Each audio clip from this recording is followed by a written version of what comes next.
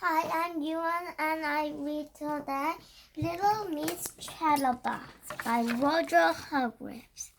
Little Miss Chatterbox talked more than a lot. She talked all the time, day in and day out, week after week, month after month, year and year out. She never stopped. She didn't know it, but she even talked in her sleep. She had a brother. I bet you can guess what his name was. Can't you? That's right. Mr. Chatterbox. She looked a bit like him, don't you think? You should have heard them when they got together. You couldn't get a word in edgeways or sideways or anyways. Have you ever heard about somebody being able to talk the hind leg of a donkey? Well, Mr. Chatterbox could talk both hind legs of a donkey, but his sister could talk the leg of an elephant.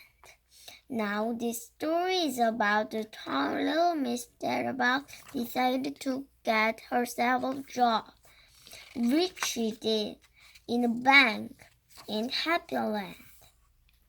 At 10 o'clock one morning, Mr. Happy strolled into the Happy Toyland U Bank in the middle of Happy Town.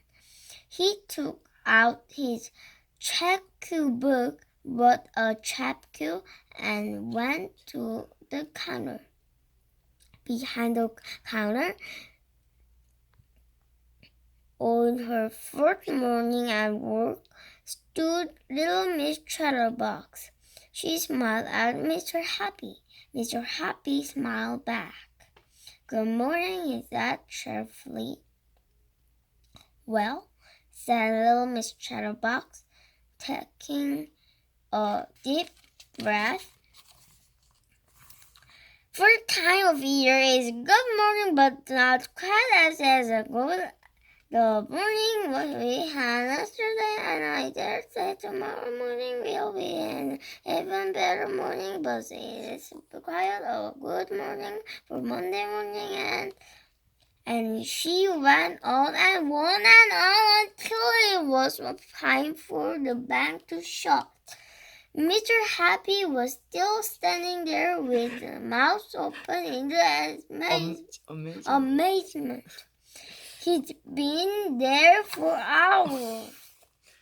"And now," continued Miss Chatterbox, "it's time for the bank to shut and time for me to home. So goodbye and nice talking to you."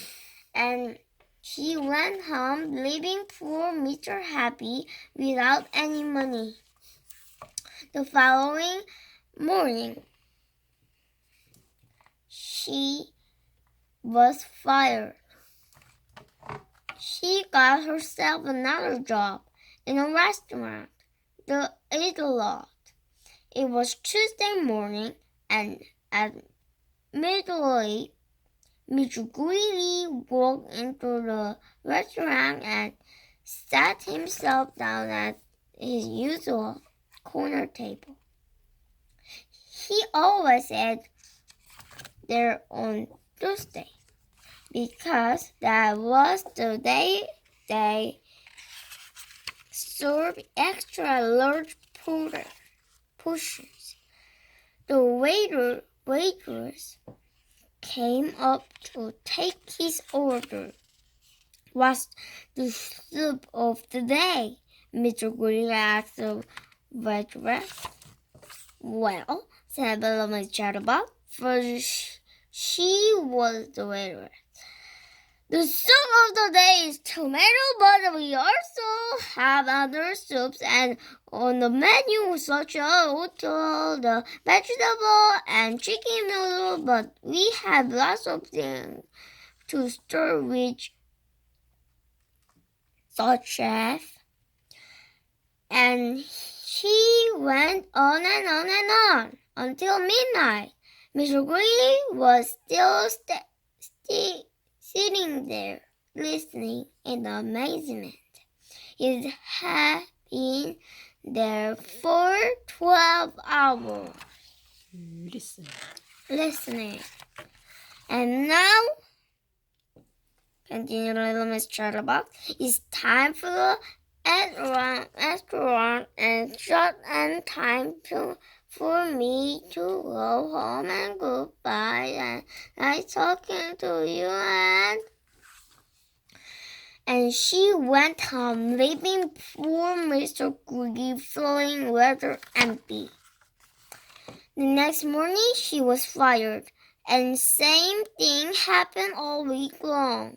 On Thursday morning, she was fired from her job as an assistant in the hat shop.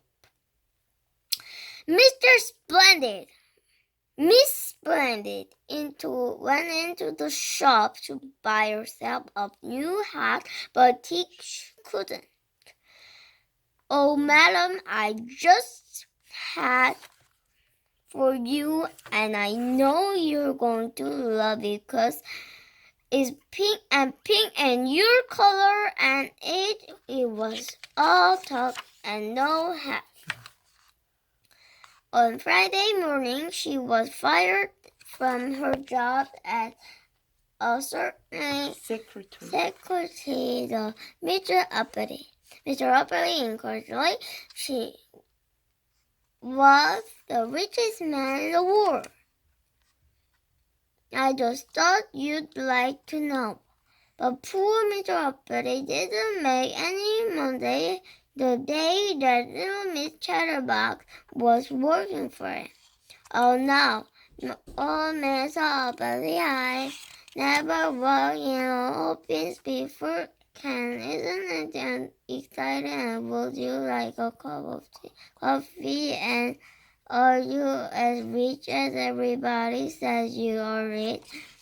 It was all talk and no work.